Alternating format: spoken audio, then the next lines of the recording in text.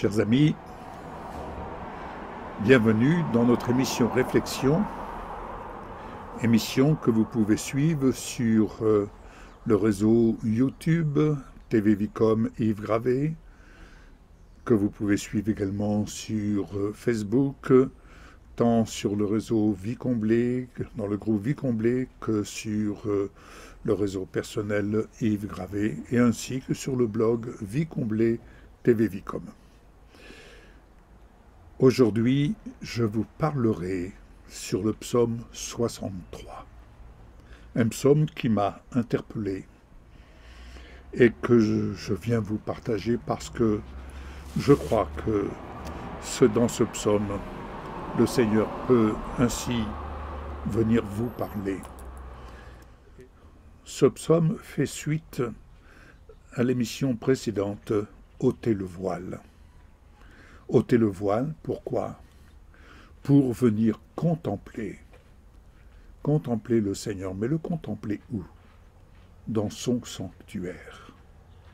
Nous contemplons notre Seigneur Jésus-Christ, Yeshua, notre Roi de gloire. C'est dans son sanctuaire. Et pour ce faire, pour alimenter notre foi, notre espérance, notre assurance, notre désir, faut-il avoir soif de Dieu? Faut-il avoir soif de Dieu? Et quand j'ai regardé ce psaume 63, intitulé « La soif de Dieu », avez-vous soif de Dieu, de sa présence? Avez-vous soif de le voir dans son sanctuaire, tandis que nous sommes en Yeshua, Roi de gloire? Écoutez ce que dit ce psaume. Au verset 2, c'est David qui parle. David dit « Je te cherche, ô mon Dieu ». Vous pouvez lire ce psaume. « Je te cherche, ô mon Dieu ». Pourquoi? Parce que mon âme a soif de toi. Et parce que mon corps soupire après toi, oui. Ne négligeons pas notre corps qui est inclus dans le plan du salut en Jésus-Christ. Au verset 3, il dit « Je t'ai contemplé dans le sanctuaire ». Quand on contemple quelque chose, on contemple ce que l'on voit. On admire ce que l'on voit. Je ne peux pas contempler avec vérité ce que je ne vois pas. Je peux espérer contempler. J'aspire à contempler.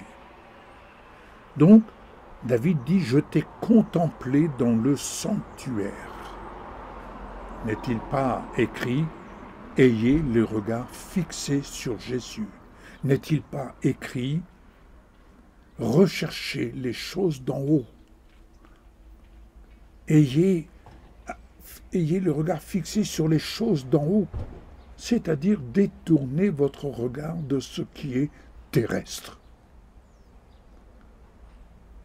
Donc il dit « Je t'ai contemplé dans le sanctuaire pour voir ta force et ta gloire. » Pour voir ta force et ta gloire. Et là, il peut dire avec assurance, oui, ta bonté vaut mieux que la vie. Il est témoin, il voit le témoignage de la bonté, de l'amour de Dieu. Et il peut dire avec assurance, alors mes lèvres célèbrent tes louanges. Mes lèvres célèbrent tes louanges à la vue de ce que je vois, le témoignage de ta bonté, je contemple ta force, je contemple ta gloire.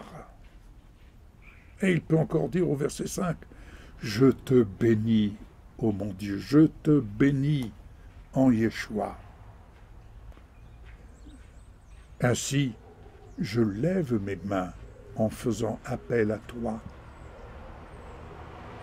Et il va dire au verset 6, écoutez bien, « Je suis rassasié par une nourriture succulente et abondante. » Voilà, David est en train de goûter les saveurs, les douceurs d'en haut et non plus d'en bas.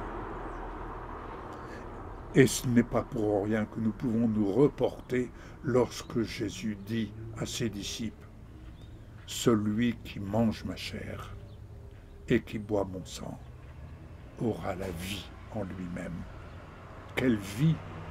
Goûter de ces douceurs, bien-aimés. Nous devons aspirer à nous nourrir du corps glorifié de Jésus. Et non plus de la manne, comme Jésus lui-même le dit. Vos pères ont mangé la manne, et c'était quelque chose d'extraordinaire. Mais cependant, ils sont morts. Et ici, il dit, je suis rassasié par une nourriture succulente et abondante. Et quelle nourriture, quelle saveur!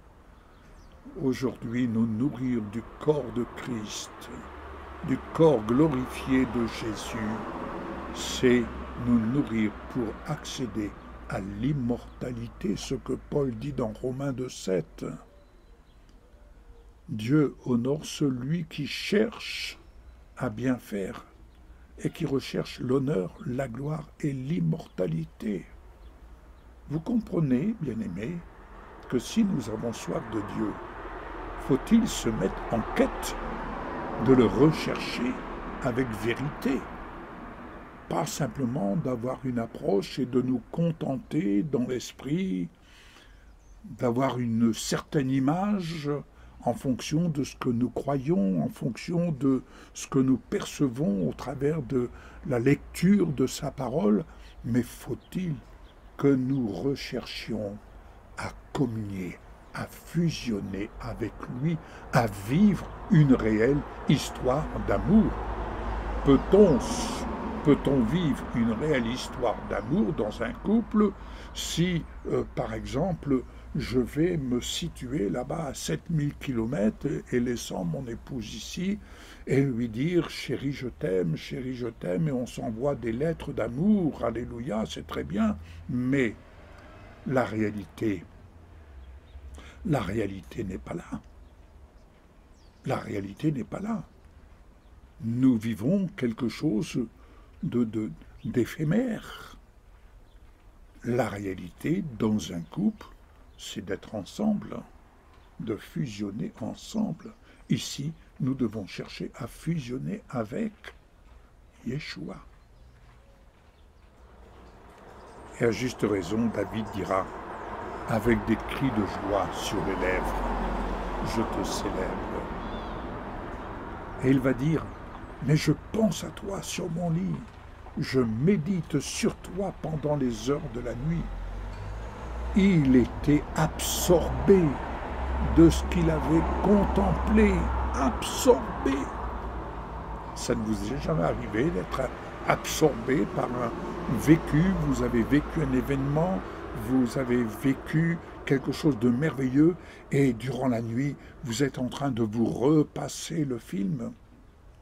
Il m'est arrivé d'avoir été en Israël, mais de ce voyage qui était une bénédiction, j'ai été absorbé pendant des mois par ce voyage qui m'avait profondément marqué.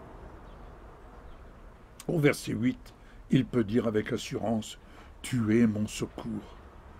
Je crie de joie à l'ombre de tes ailes. » Il ne se lamente pas, hein, mais il dit, « Tu es mon secours et je me réjouis à l'ombre de tes ailes. » Et il va dire encore, « Mon âme est attachée à toi et ta main droite me soutient. » Alors là, au verset 10, « Ceux qui cherchent à ruiner ma vie, pouvons dire, ceux qui cherchent à ruiner la vie qui nous vient de Dieu, tels que ceux qui ont cherché à ruiner la vie de Lazare, qui était ressuscité par Jésus. Ils ont cherché à ruiner ce témoignage. Le témoignage que Jésus était venu rendre, et Lazare était un témoignage visible de la puissance, de l'amour de Dieu en Yeshua. Alors il dit, ceux qui cherchent à ruiner cette vie que tu m'as donnée, cette vie à laquelle tu viens rendre ton témoignage, tu viens me rendre ton témoignage, ceux-là, ils vont dans le ravin. Engloutis dans les profondeurs de ce monde qui ressemble plus au séjour des morts. En effet, Paul dira, il nous a ressuscités, il est venu nous enlever de ce séjour des morts dans lequel nous étions et au nombre desquels nous étions nous aussi morts. Nous avons été délivrés de ce séjour des morts, mais délivrés pour apprendre à vivre en haut et nous affectionner aux choses d'en haut. Ainsi, au verset 12, en Yeshua, mon roi de gloire, je me réjouis en toi, Adonai, Dieu d'Israël, car la bouche des menteurs sera fermée. Soyez bénis. À une prochaine émission. Au revoir.